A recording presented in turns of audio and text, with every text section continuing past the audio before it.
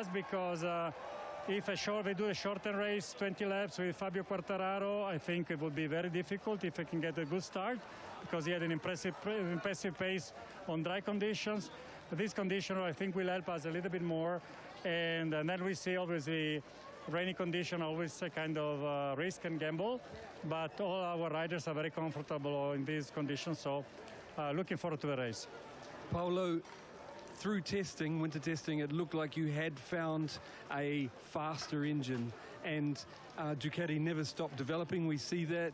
It looked also that the riders lost a bit of confidence, as you said. I can imagine soon that bike will be better than the 21 bike, but have you found the direction now, do you believe?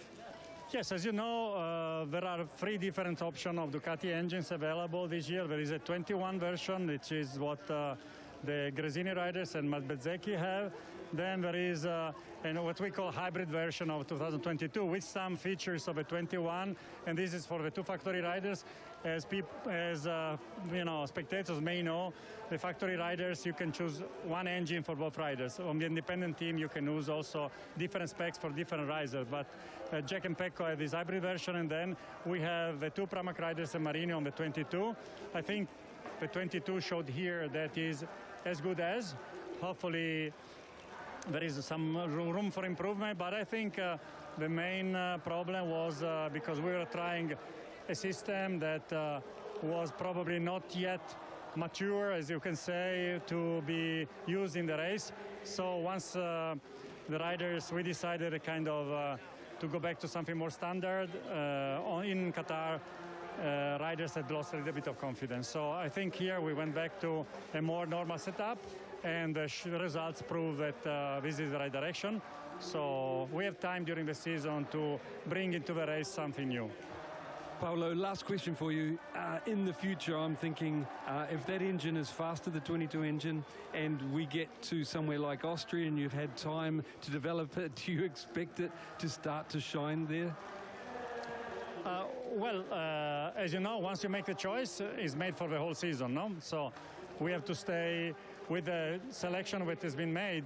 And obviously, we think, honestly, to be totally transparent, it's so difficult to improve an engine like the engine we were using last year, because it already reached a very high level of performances. So obviously, engineers always try to do a little bit better, but sometimes the difference is really small. So it goes back to the feeling of the rider on that engine more than on the actual performance. Paolo, thank you very much for your time. Thank you. Thanks to Ducati Lenovo team manager Paolo Ciabatti with Simon Crafar. We just saw there is the president of Indonesia. That's how big this event is for the nation of Indonesia, Mr. Joko Widodo, present, hopefully to see some premier class race action here. The local announcers are doing their best to keep the fans entertained. We've just heard them there, I think, just singing the national anthem.